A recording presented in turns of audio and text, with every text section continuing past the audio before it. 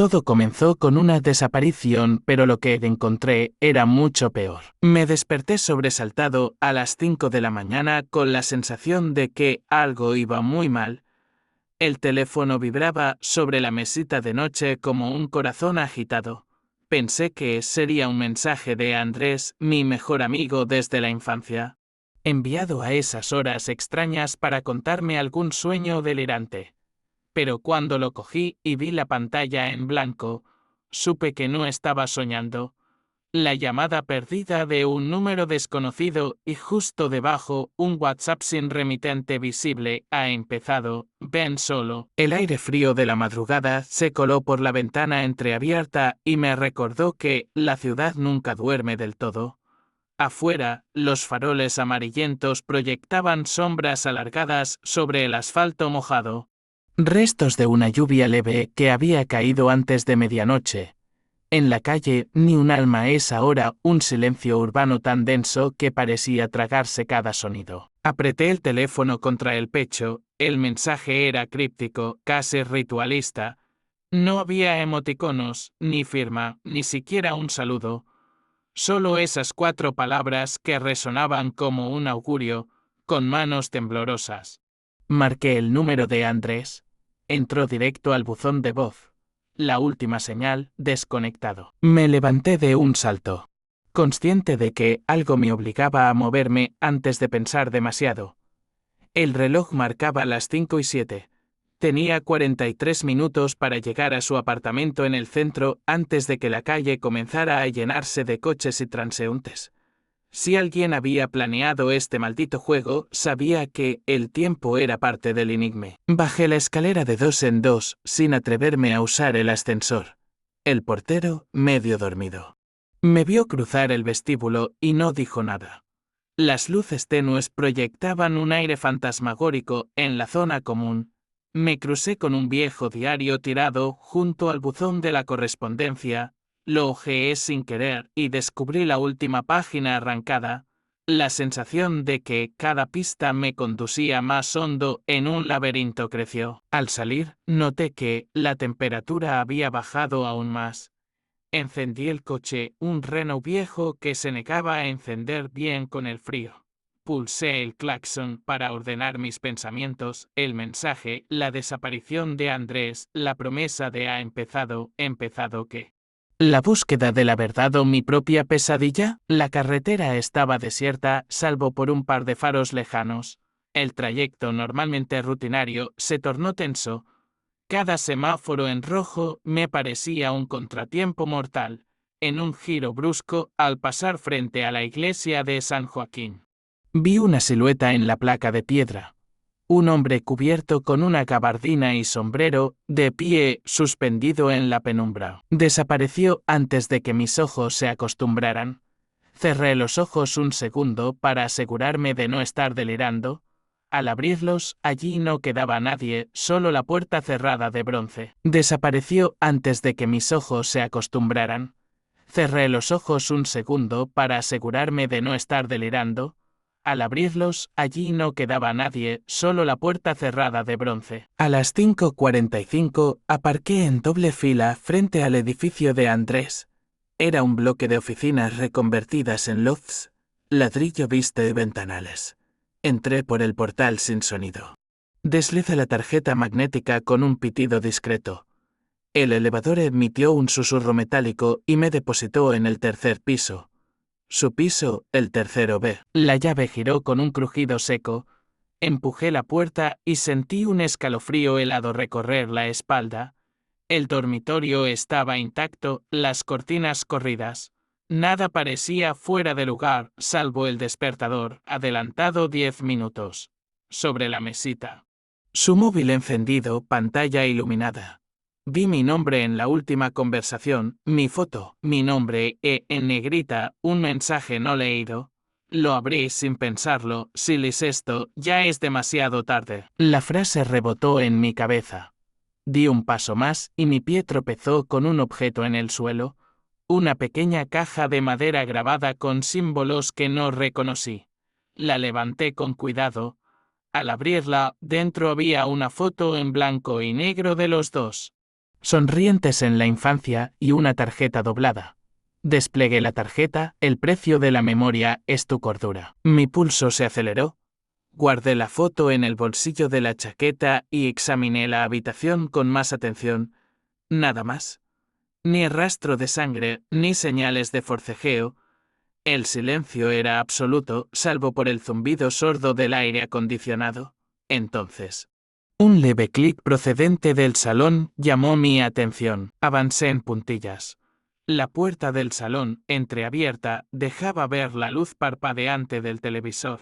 La pantalla se iluminaba con una escena borrosa, un pasillo largo y vacuo, paredes de hormigón gris. Una lámpara al fondo ardiendo con una luz anaranjada, como si fuera un vagón de hospital abandonado. Cada segundo la imagen parpadeaba, se distorsionaba. Apreté el mando y el ruido cesó, dejando solo estática. El suspense me obligó a exhalar el aliento que no sabía que contenía. Miré en torno y finalmente divisé, apoyada en la estantería, la llave de una habitación extra, el número 412, en un llavero plateado. No correspondía a ningún apartamento de ese piso. Mi mente trazó una conclusión lógica: alguien estaba moviendo piezas invisibles en un tablero que yo ni siquiera vislumbraba. Dentro, un despacho improvisado, una mesa plegable con papeles amontonados, fotos recortadas de periódicos clavadas con chinchetas, y en el centro, la foto de Andrés recortada en cuadrados como pieza de puzzle. Cogí la llave y descendí al parking subterráneo. El pasillo bajo tierra olía a humedad y aceite de motor. A cada paso, mis pisadas retumbaban en el eco metálico. Llegué al box número 12. Justo al extremo izquierdo, por la rendija de la puerta, se filtraba una luz mortecina.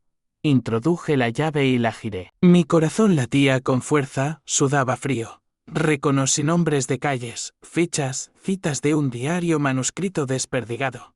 La ciudad entera parecía un tablero de pistas, una red siniestra que llevaba a un desenlace terrible. En un instante, el televisor en miniatura sobre la mesa encendió, la misma imagen del pasillo gris, y apareció un texto sobreimpreso en rojo: no confíes en nadie más que en ti. Antes de que pudiera reaccionar, escuché un ruido sordo tras de mí.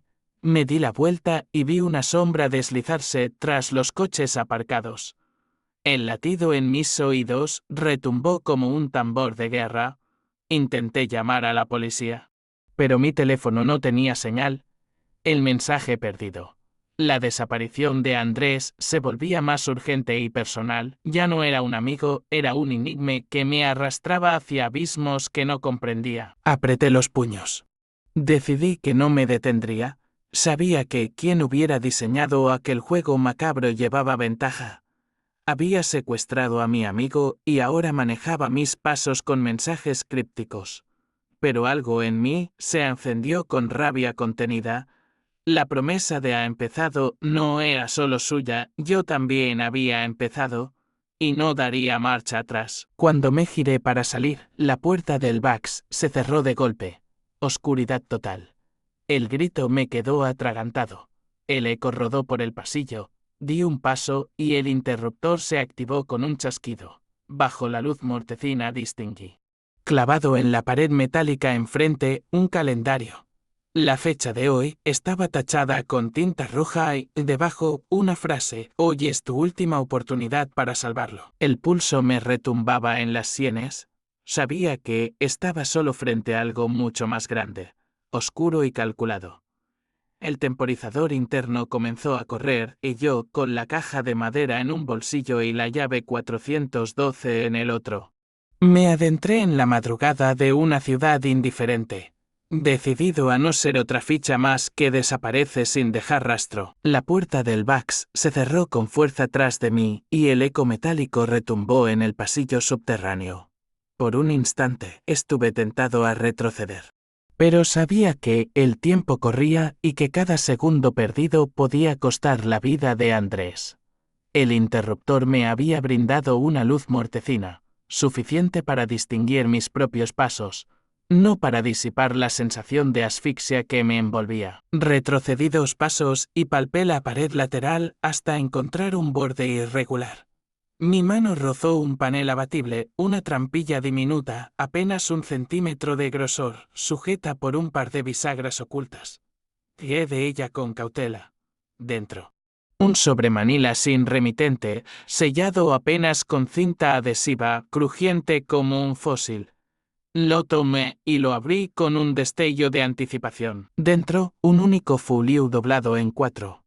Las letras, escritas a mano con caligrafía temblorosa y a la vez deliberada, decían: si estás aquí, significa que has superado la prueba inicial. El próximo paso te llevará al lugar que te provocó miedo de niño. Busca el reflejo de tus pesadillas en cristal roto. No te demores o todo se perderá.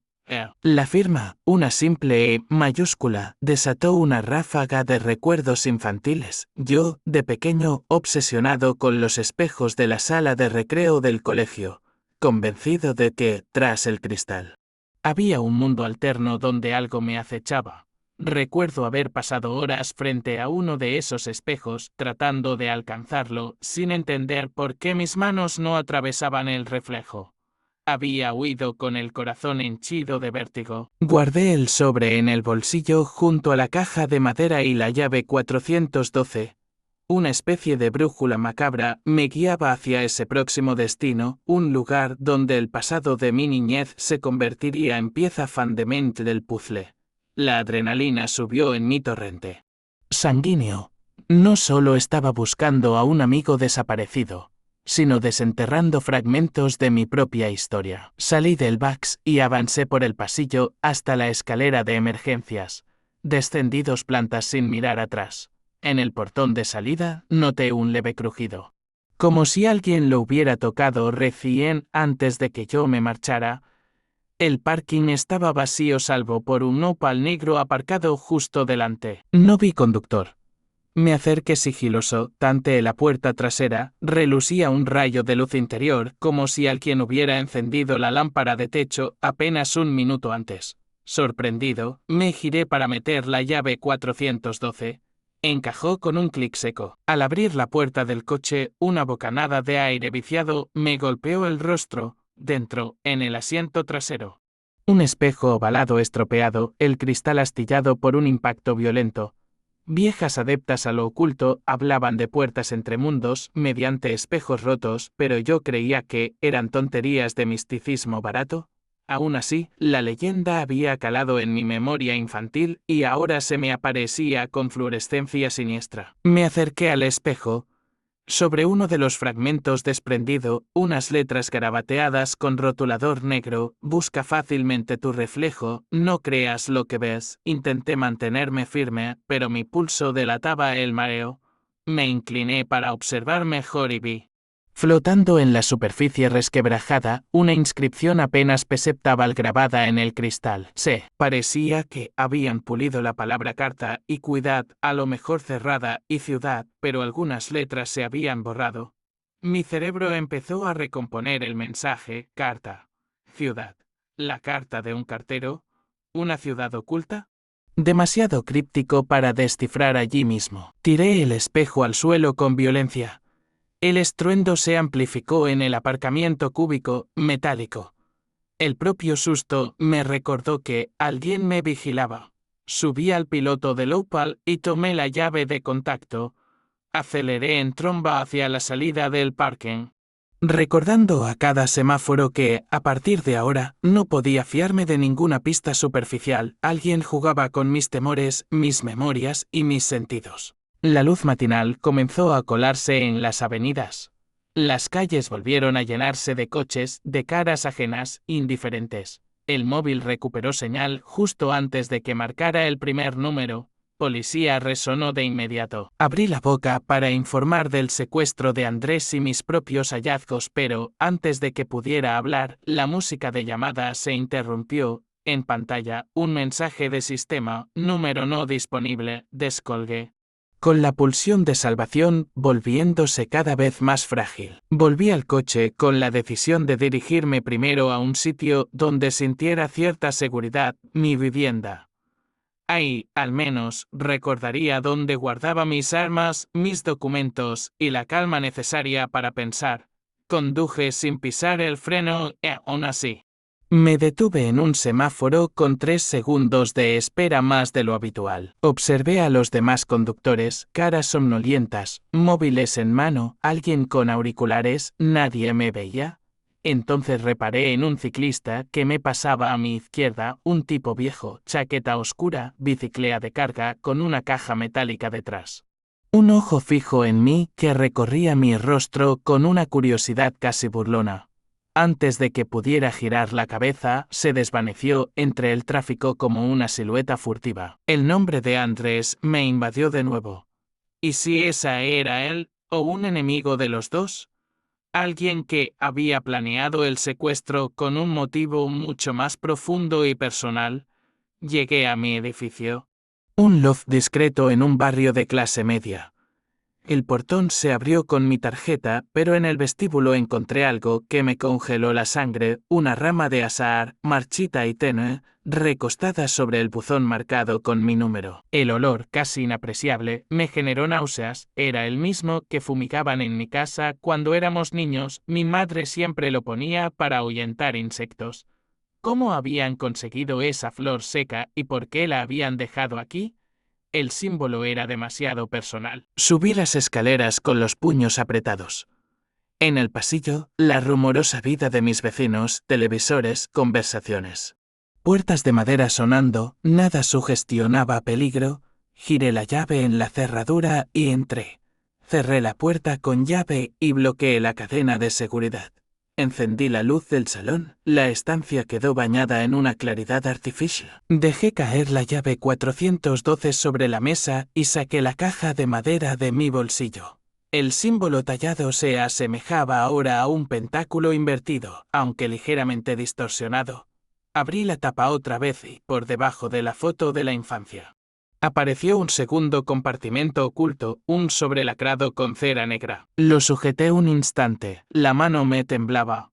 Rompí el lacre y extraje una custodia de cartón. En el centro, impresa en rojo oscuro, medianoche, calle del Alboroto, no 13. Bajo el puente, no había más indicaciones. Solo esas 4 líneas. Bajé la mirada, alrededor, el salón estaba intacto, ni rastro de cámaras, ni dispositivos. Era como si alguien hubiera estado allí, colocado la nota y desaparecido al cerrar la puerta. El reloj marcaba las 6:37 de la mañana. Me sobró valor y una irrefrenable curiosidad. En mi mesita de noche, guardé mi pistola semiautomática solo para emergencias y la credencial de mi antiguo trabajo, años atrás. Colaboré con la policía local en casos de desapariciones. Conocía el terreno, sabía improvisar. Tras revisar mi pistola y asegurarme de llevar algo de dinero y el teléfono, aunque sin señal, al menos servía como linterna, cerré la cartera y abrí la puerta sin hacer ruido. La azahar marchita seguía allí, recostada frente a mi piso como un centinela espectral. Salí, bajé las escaleras y pisé la calle. Amanece con un alba grisácea, como si el cielo mismo sospechara de lo que sucedería esa noche. Me abrigué con una chaqueta y me puse en marcha hacia la calle del Alboroto. Había pocos peatones. Apenas un par de repartidores con mochilas térmicas y algún que otro turista despistado buscando el centro histórico. La calle del Alboroto no era más que un pasadizo estrecho, plagado de fachadas descascaradas y grafitis que exaltaban viejas rivalidades vecinales. El número 13, un portal de piedra ennegrecida, se alzaba ante mí con el aspecto de un monumento funerario. No había timbre. Pateé la puerta con suavidad, cedió un poco y entré sin hacer más ruido. Dentro, un vestíbulo atestado de sombras. Las paredes, ennegrecidas por el hollín, parecían rezumar humedad. A la izquierda, una escalera de caracol oxidada que subía hasta la oscuridad. A la derecha, un pasillo que desembocaba en un arco bajo un puente de vigas de hierro. El aroma a azahar se hizo más intenso, pungente. Me detuve un instante para recobrar la compostura. Avancé por el pasillo. Bajo el puente, un espacio abierto a la ciudad, un hueco sin asfaltar, donde el antiguo cauce de un arroyo pasaba bajo los edificios. Allí, al pie de un muro derruido, vi una mochila militar de lona verde. La abrí sin pensarlo, dentro. Mi chaqueta manchada de barro, la misma que llevé ayer cuando recogí a Andrés tras un almuerzo improvisado, y sus llaves de casa, cerradura plateada. Mi estómago cayó en picado. Junto a la mochila, un teléfono antiguo de disco. Lo toqué con cautela. Al descolgar, una voz metálica e indiferente escupió: «Bienvenido, compañero. Has llegado al segundo acto. Encontrarás a tu amigo donde empezó todo». Donde los inocentes temen mirar atrás, el clic final me dejó con la línea abierta y el silencio más espeso que jamás había sentido. Volví sobre mis pasos con el maletín y el teléfono en la mano. El arco del puente temblaba con el eco de las campanas lejanas que anunciaban el mediodía. La ciudad seguía su rutina. Ajena a mi misión. Ahora sabía dos cosas imprescindibles: el próximo escenario es mi propio pasado y el reloj no detiene su carrera. Suspiré y alcé la cabeza. El túnel se extendía ante mí, unas fauces de hierro y piedra, un preludio a la oscuridad que se avecinaba. Con el teléfono aún en el oído, avancé bajo el puente, decidido a enfrentar el desenlace que la me había prometido. Consciente de que, al final del túnel, esperaba el rostro de mi propia infancia y el destino de Andrés. Avancé bajo el puente con el teléfono aún apretado contra mi oído, como si la línea misma pudiera guiar mis pasos. El eco de la voz metálica de se desvaneció, dejándome solo con el rumor de mis botas sobre la grava y el murmullo ahogado del arroyo que corría junto a la pared. La noche había retrocedido y el día agonizaba en tonalidades de gris y ocre, una iluminación lúgubre que parecía anticipar el clímax de aquel macabro montaje. Al final del pasadizo, un portón de hierro forjado se entreabría. La inscripción, casi borrada por el óxido, decía: edificio de menores, aula de espejos. Mi infancia me golpeó con la fuerza de un puñetazo. Aquel lugar existió. Un aula clausurada tras un accidente que los medios cubrieron apenas un día. Se hablaba de un niño que se había fracturado el cráneo contra un espejo y nunca más regresó a casa. Yo estuve allí de oyente aquella tarde, su grito quedó grabado en mi memoria. Empujé el portón con cautela. El chirrido retumbó como una carcajada en la penumbra. Dentro, la luz de un solo fluorescente parpadeaba sobre un suelo repartido en casetones de linóleo agrietado. Las paredes, cubiertas de espejos antiguos, reflejaban mi figura una y otra vez, multiplicando mi intranquilidad. Mis pasos parecían coreografiados, cada reflejo se movía con un ligero desfasaje, como si el tiempo se hubiese dislocado dentro de aquellos cristales polvorientos. En el centro del aula, un maniquí de tamaño infantil con una máscara de espejo gastada en vez de cabeza, exhibía un chaleco escolar manchado. A sus pies, entre vidrios rotos, distinguí un puñado de fotografías, eran instantáneas de Andrés y mías en la niñez. Algunas que nunca habíamos visto, con fechas y lugares que ni recordábamos haber visitado. Mi estómago se encogió. Todo aquel entramado no era azaroso, sino un memorial de nuestras vidas, un monumento a recuerdos que pensábamos enterrados. Con cuidado, me agaché para recoger una de las fotos. Estábamos muy jóvenes, jugando en el palenque de aquel colegio. Al dorso, una nota escrita con tinta roja: entrega todo lo que amas o paga el precio. Un golpe seco resonó tras de mí.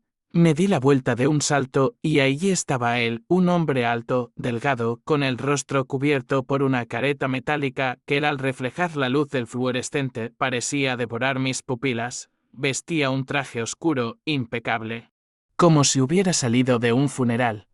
En su mano izquierda sostenía un pequeño espejo ovalado, idéntico al que encontré en el Opal, pero intacto. Bienvenido al aula del reflejo, dijo con voz serena. Aquí cada memoria se fragmenta. Te he observado crecer, reconstruir tu vida, perseguir a tu amigo. Ahora comprendes que no hay huida, todo lo que eres está aquí, atrapado entre los cristales. El sudor me empapó la frente. Reconocí su porte, era el profesor de arte de mi infancia, el hombre que supervisaba el aula de espejos antes de su cierre. Había desaparecido poco después del incidente del niño y nunca supe por qué. Ahora, frente a mí, encapsulaba el terror infantil en una silueta siniestra. Me incorporé con cautela. Su máscara reflejaba mi mirada, duplicada, triplicada, hasta el infinito. Intenté retroceder, pero la mascarilla de vidrio frente a mí vibró con un crujido agudo. Como si exhalara un suspiro mortal. Tienes una elección, continuó. Libera tus recuerdos entregándome a tu amigo, o sacrifica tu cordura para siempre. Recordé la caja de madera en mi bolsillo, la foto de ambos. La nota, el precio de la memoria, ¿es tu cordura? Comprendí que aquello no era un secuestro al uso, era un juicio de las obsesiones que traduzco mi existencia. Su obsesión había mutado en venganza contra todos nosotros, alumnos que un día observamos el espejo, testigos de un eco que él quería perpetuar. Mi mano rozó el mengo de la pistola bajo la chaqueta. Di un paso hacia el maniquí. Al hacerlo, vi como su chaleco escolar ardía con llamas azules. Proyectando sombras danzantes sobre los espejos, un calor espectral inundó el aula. La amenaza se hizo literal. Si retrocedía, el fuego consumiría a Andrés, atado en algún lugar de aquel edificio. No voy a ceder, susurré, nunca dejaré a mi amigo atrás. Un silencio tenso me envolvió. Entonces, el profesor alzó el brazo, con la máscara crujiente, dibujó un gesto de invitación al espejo más grande, detrás del maniquí. Me acerqué, con la pistola, apuntando al corazón de aquel fantasma. En el cristal. Mi reflejo no me mostraba a mí, sino a Andrés, con los ojos hundidos y la piel pálida, señalando inmediatamente hacia una verja oxidada del otro extremo de la sala. Di un brinco, sorprendiendo al profesor. Aproveché el instante y corrí hacia la verja, retrocediendo con el arma. La máscara tintineó y el hombre alzó las manos como suplicando. Atravesé la verja y salté por una ventana rota al pasillo exterior. Cayendo sobre un montículo de hojas secas, en la oscuridad, encontré a Andrés, de rodillas, maniatado a una viga, con el rostro vendado. La vi se levantó sin fuerzas cuando llegué. Sin temblar, disparé al cristal frente a mí y desterrajé la cerradura de sus esposas. Aliviado. Lo liberé y lo arrastré con urgencia a través del pasillo. Tras nosotros, un crujido furtivo. El profesor, sosteniendo su máscara en la mano, avanzaba con pasos medidos, sin prisas. No importa a dónde corras, dijo, el recuerdo siempre te alcanzará. Lo nuestro es imperecedero. Salimos al exterior por la puerta trasera del colegio abandonado. El sol se ocultaba tras las nubes bajas, y la calle paralela estaba desierta. Ayudé a Andrés a ponerse en pie y lo abracé con fuerza antes de notar que la máscara reposaba sobre mi chaqueta. Como si hubiera flotado en el aire y vuelto hacia mí. No hubo persecución. Ningunos gritos ni sirenas. Simplemente el eco lejano de una risa mecánica arrastrándose entre los muros. Ambos supimos entonces que, aunque saliéramos de aquel infierno de espejos, jamás escaparíamos del juicio de nuestras propias memorias. Caminamos abrazados hasta el aparcamiento donde dejé el Opal, guardamos silencio mientras el motor arrancaba. Condujimos sin mirar atrás, sabiendo que la ciudad nunca olvida y que, en algún rincón roto, la aguardaría la siguiente partida de un juego que ya había comenzado y no permitiría final.